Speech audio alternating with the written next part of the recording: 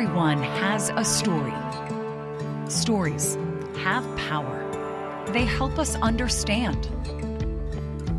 Jessop's Journal is a collection of powerful, positive, and inspirational stories. It's time for Jessop's Journal. Hi, I'm Doug Jessop. Welcome to this episode of Jessop's Journal, where we share powerful, positive, and inspirational stories in music. First up is a gentleman with a very powerful story about cybersecurity. Simplicity is really the key to cybersecurity. Makisi has a positive message in his music and his words. I think if my music can bring meaning to every minute of your life, I think that'll be what the impact of my music can be.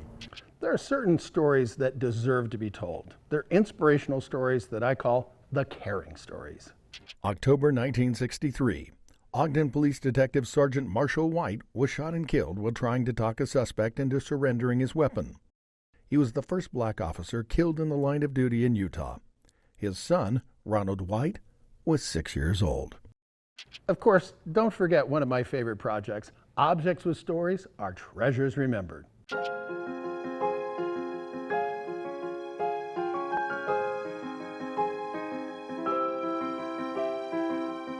The GS on this saddle stands for George Summers. Well, back in the early 1930s, this gentleman would go to the coffee shop, and on his way home, he'd stop by a saddle shop in Garland and give what he could to get his special saddle. Some weeks it was 25, 50 cents. After 2 years of contributing for this saddle, he decided to tell his wife about it. Well, she was not thrilled, and she made him sell the saddle back to the maker. But first, Aaron Turner. Aaron, thanks for coming on today. Thank you. So we've talked a little bit, and you are apparently the Forrest Gump of cybersecurity. What in the world does that mean? That means that I'm a kid from a small town who ended up in some really weird cybersecurity situations and have gotten to travel the world and see a lot of really interesting things. In your mind, what is cybersecurity? Cybersecurity, in the best definition, is thinking about how do you protect yourself holistically.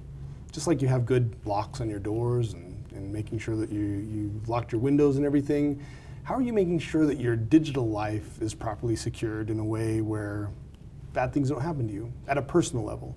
At a company level, what are you doing to make sure that you're not setting yourself up for failure when it comes to your digital properties? Do you have an example of one of the first things that you had to deal with when you go, okay, this cyber thing is a little out of control? Probably my own experience getting introduced to the field. I was attending BYU in 1994 and running a server there. We were doing Spanish linguistics research, and so I was allowing people from all over the world to collaborate on this server. And this was before I had met my friend who ended up inventing the firewall, the first internet firewall. And so I connect this server straight up to the internet, and within a couple of weeks, some people had put some content there that was not in line with BYU's honor code. Oh dear. And so I had some explaining to do. How did this stuff end up here? And so imagine 28 years ago explaining people how the cyber world works, and people didn't really believe me to start. And so I had to eventually show them how the internet worked and how these things could happen. And so I ended up cleaning up the mess. A couple days later, they came back. I had to figure out how to harden my system to stop them from coming back. And that's when I sort of taught myself how to hack my own computer before these other guys would hack it to put stuff on it that I didn't want them to put there. And that was 94. And so from there, just taking a series of self-taught steps. I've never taken any formal cybersecurity training or computer science training. And so everything that I've done, I've had to teach myself. And so always being curious, always being ready to learn. That's how I've succeeded. Now, I'm known as the guy that wears hats on TV, but apparently there are hats in the cyber world. So there's a white hat and a black hat, and I could kind of figure it out, but explain. And there's gray hats too. Oh, gray. Okay, I didn't know about gray. Okay. So there's white hats. They're the ones that traditionally are the good guys, the ones who hack systems to protect people. There's the black hats. They're the ones who go out and try to profit maybe illicitly or illegally from hacking systems. There's gray hats who float in between. Right? That maybe they're one day a white hat hacker and maybe they're a black hat hacker the next day. And so there's all sorts of flavors out there. And the faster people realize that the cyber world is not necessarily as binary as people perceive, the better off you are. Okay. So there have been some pretty high profile issues. I mean, there was a pipeline shutdown and things like that. How in the world did that happen? I mean, isn't there supposed to be security on these computers? So in the case of the pipeline incident last year, that was due to a lot of comedies of errors, some poor decisions that were made, some poor hygiene of the systems that was involved, and it ended up in a bad situation. But let's take something from the news right now. On February 16th, the Department of Homeland Security published an alert talking about how cleared defense contractor networks have been compromised that impacted Ukrainian operations. And so this is where we're seeing the tools that were associated with fraud or that sort of thing now being used as weapons in a conflict. I guess the natural question is, how in the world do you avoid getting hacked? I mean, what kind of advice would you give people? The simpler you live your digital life, the better. So for example, just like in your home, you don't want it to be cluttered with all this stuff. You don't want to be a digital hoarder. You don't want to have piles and piles of garbage of all of these apps you've installed and this computer that you've had for forever and it's never really been cleaned up. You want to have some really good personal hygiene. So on a personal level, you want to make sure that you're constantly saying, can I refresh this system, just flatten it so I uninstall everything on it and start fresh. From a company perspective, similar. You want to simplify the systems that you're using to support your business. The more complex the systems are inside of your company network, the greater likelihood that you're going to have a problem. And so simplicity is really the key to cybersecurity. Now, I understand that when you were a kid, you used to be able to catch fish with your hands, okay? Well, now fishing is a whole different world in your new computer stuff. So explain phishing and what is it and how can people avoid it? Most crimes happen because someone wants to use what's called social engineering. Because it's easier to hack the person sometimes than it is to hack the system. So if I can trick you into doing something by using emotion or some other human-based lure to get you to do something, that's going to be better. So for example, if I send you an email that says, your password is going to be reset, and if you don't click this link, then you're going to get locked out of your bank account. Most people are going to go, I want to click this link because I don't want to get locked on my bank account. But was that really the bank that sent you the email? And so you should view every single thing you get through email, text message, and just run it through a perception filter of high cynicism. Is this really something that I asked for? Is this really someone I'm dealing with? Most likely it's not. 9 times out of 10, it's someone else who's trying to manipulate you emotionally to elicit a response to hack you as the person to do something. So at its core, phishing is a game of trickery, and they're trying to trick you to do something that benefits the attacker. What has Aaron been doing all around the world? Over the last 30 years, the things that I'm proudest of doing is helping law enforcement and people who protect our values and helping them to understand how can technology be used to the best of their abilities to do things like run investigations, to hold people accountable, to save people who are at risk. That's what I'm proudest of. Along that way, I've been able to help invent things, invent new products, to work on large-scale systems, to be able to develop technologies that make a difference. So I think those are the 2 things that I'm proudest of. So now I understand that you've been kicked out of a couple countries. I got to find out what the backstory is to that. So in the 2014 timeframe, I was hired by one of my consulting customers to look into some problems they were having on their corporate network.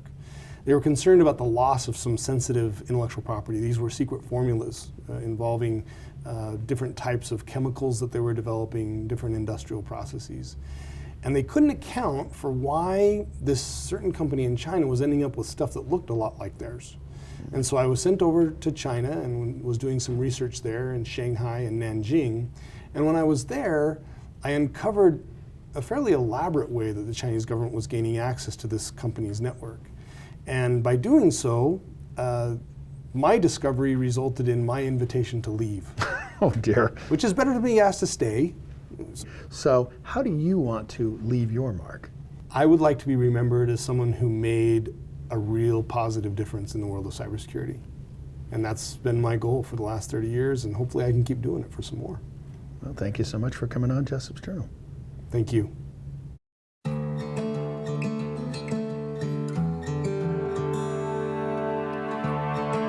One of my favorite inspirational quotes is from Audrey Hepburn. She said, "To plant a garden is to believe in tomorrow."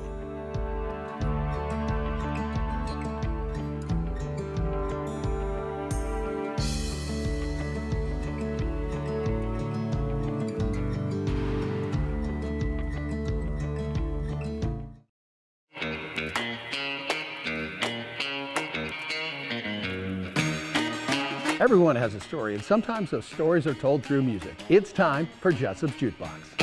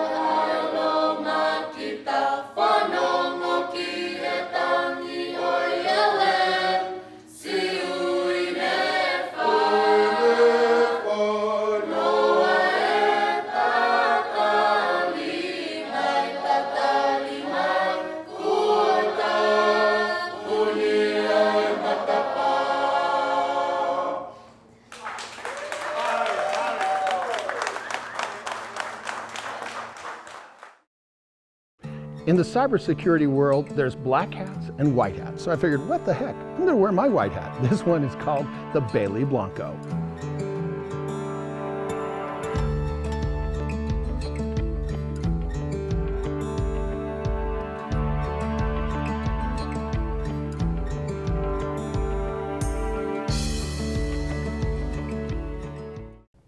Over the years, I've been able to tell lots of stories about ordinary people doing extraordinary things.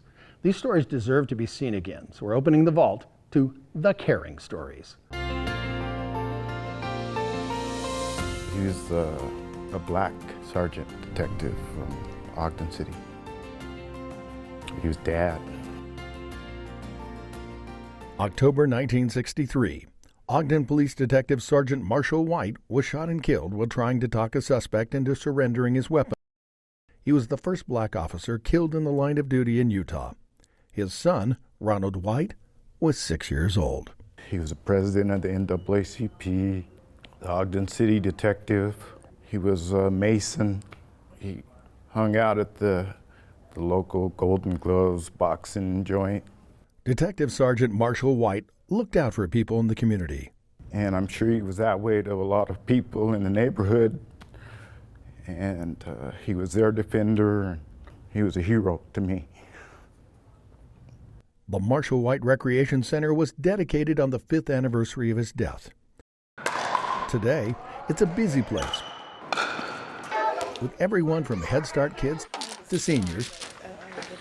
I guess I want them to remember this is a man that gave his all for his neighborhood. You know, we all give some, but he gave his all. What's the Marshall White Recreation Center mean to the community? It's truly been a melting pot and a gathering place for the community to come. So what do you think Dad would think of this place now? I think he would be proud that the young people have somewhere to go, something to do. I think that's what he always wanted. This is what I like to see.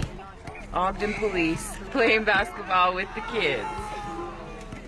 These stories deserve to be told. These are the caring stories. You've heard Makisi Musik. Now it's time to find out about the man behind the music, Makisi Tapa. You've got a longer name than Makisi, okay? I do. You know, I know that most people call you Makisi Tapa, but I'm pretty sure that was not your given name. It wasn't. My full name is Manu Makisi Tapa Atautai. Sure, say that 3 times.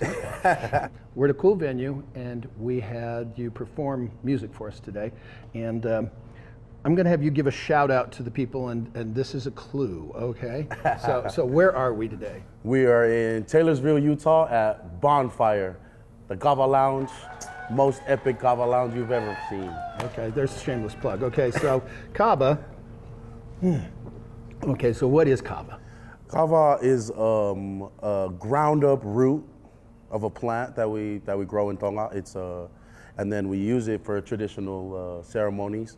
And here we gather around it and talk stories. There you go. Well, I like talking stories. So you talk Tonga. So obviously you have Polynesian culture. So were you born in Tonga, or where were you born? No, I was born here in Utah, Salt Lake City. Okay, and then have you been to Tonga? Yes, I have. Tell me about it. It was a good and bad experience for me. I got sent out there because I got in a little bit of trouble here in high school. And I got sent out there to be disciplined, and it turned out to be one of the best decisions that my dad ever made. So you're in Tonga, then you come back. Okay, your dad made a good decision. What happened from there?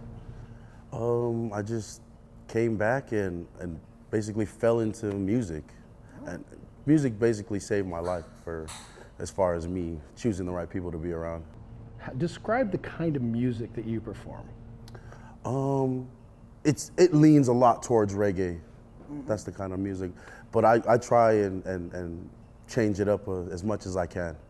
Now, do you perform your own songs or covers, or what's kind of? I can do both. I've written many songs and I do covers as well. One of the songs was called Gates, and it's featuring one of my good friends, Shonetoki. The song basically touches on just the struggles of everyday life and how nowadays you see mostly pain and we're trying to go past that. In one of the verses, I talk about how you drive past a girl and she's just going through it and all you're gonna do is just drive past her and not really think about her pain. But you don't know that it's raining and it's pouring in her world. And that's pretty much what Gates is, and then it's an uplifting song. Now, that reminds me, from what I understand, you and your band are doing some humanitarian work. And it seems like it's kind of tied to the people that are sometimes forgotten.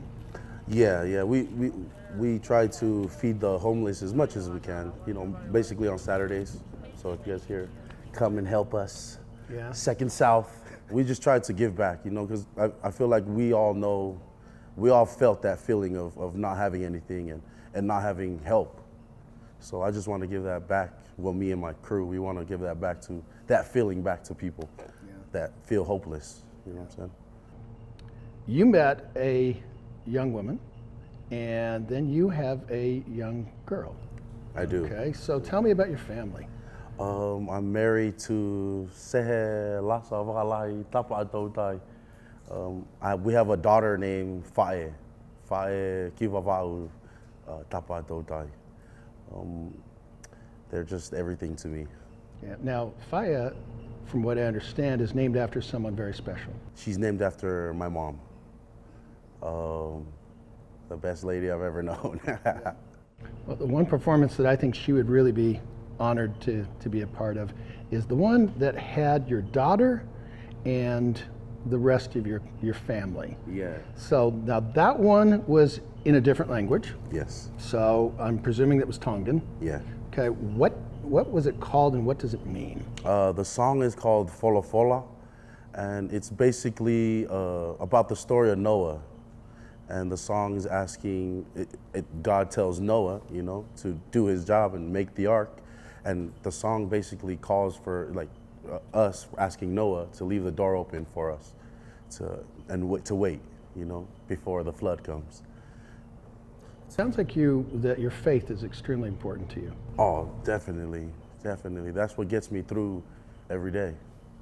Is my belief in God and knowing that the strength He gives me allows me to do everything I do. To me, everyone has a story. And sometimes the stories are told through music. If there was one overreaching story for your music, what would it be? Hope. Hope that I hope that my music can give hope to those that are hopeless. You know, and just bring a smile to you, you know, and basically just help you. If it helps you 10 minutes of your day, I think I did my job. If it made you smile, if it made you slow down, if you're going too fast, you know, I think if my music can bring meaning to every minute of your life, I think that'll be what the impact of my music can be. What is your favorite song in the Tongan language that you could sing right now, right here? It's called E Otua. What's that mean? It's just calling out to God. Okay, you want to give us a sample? Yeah. E Otua tata ki au whakaulo ai mama I hakula to pea ngauhi au koe whetu ngingila koko e ai ma lohi ma e mafi. Wow. Okay. Last question I like to ask everybody. The name of this series is called Jessop's Journal. And I've got a journal and, you know, it's got all these scars and marks on it because to me life comes with scars. So, Makisi, how do you want to leave your mark? I want to be known as someone that was kind. I know a lot of times, for me, I act rashly, but I feel like for me, I want to, more than a musician, I want to be known as a kind person. More than my music, more than anything, I just want to know as a person that was giving, and when you asked him for something, he gave the shirt off his back. If I can do that, can you fit a 2X? We'll figure that out. Well, looking at the smile on your daughter's face, I think you're doing a pretty good job.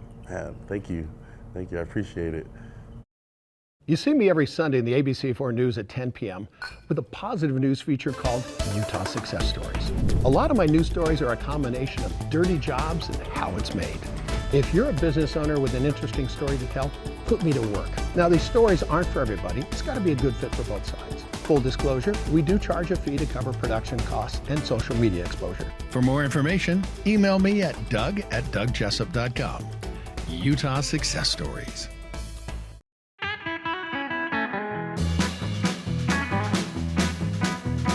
What is culture?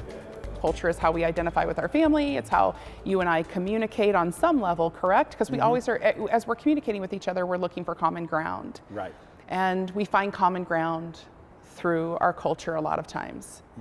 And then we also find discord through it too. You think? We've been having a little bit of that lately. Yeah, we find discord through it too. When we lack a cultural understanding of each other and a baseline understanding of where we come from. So culture is important. I do believe the more we understand about each other, the more we want to know about each other. I think the cultural divide becomes more of something that we embrace. What are those labels that you put on yourself? My labels, if I'm going to label myself, would be I'm compassionate, kind, strong, and caring. And I think it's really important that we spend time in those identity factors, the things that really drive us. So culturally, I know what culture I'm part of, but as a woman and a businesswoman, an entrepreneur, right? And just a citizen of this community and of the world, I identify with compassion and understanding. And I think that if we all looked at ourselves in a different way with terms, right? Maybe in some sense, how we conduct ourselves is what people are going to remember. Are they going to remember that I'm a woman of color? Probably. But they're going to remember more how I treated them They're going to remember more the time I invested in getting to know them, and they're going to remember more the feeling that I left them with.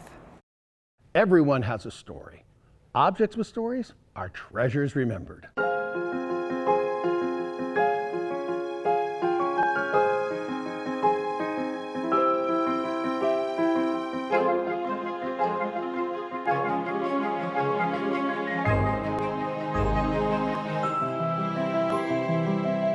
The GS on this saddle stands for George Summers.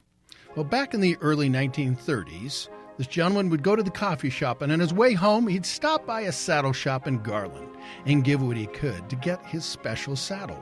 Some weeks it was 25, 50 cents. After 2 years of contributing for this saddle, he decided to tell his wife about it. Well, she was not thrilled, and she made him sell the saddle back to the maker. Fast forward 60 years, a gentleman by the name of Stan Summers was hauling propane in Collinston. When a Mr. Jensen came out, they started to talk. He asked his name and said, his name is Stan Summers. He said, come here, you need to check this out. So they walked into his tack shop and uncovered a saddle. It's more than a saddle, it was the saddle.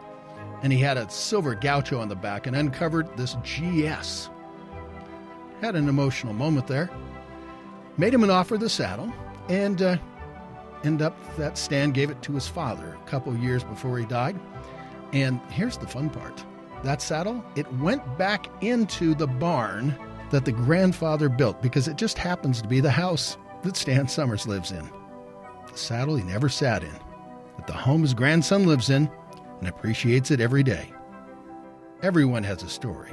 Objects with stories are treasures remembered. Okay, here's a question for you. Where's your happy place? You know that place you take a deep breath? Clear nasal spray helps me breathe better. I think that'll help you. So we're going to the beach. Take a deep breath and relax.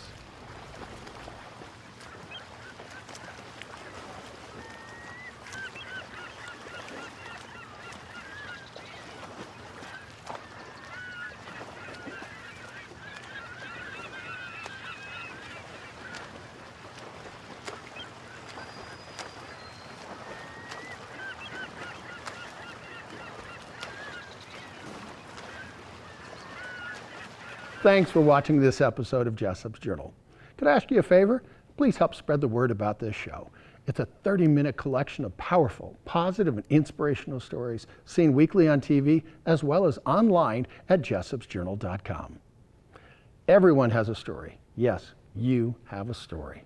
Stories have power. They help us understand each other. With another entry into Jessop's Journal, I'm Doug Jessop.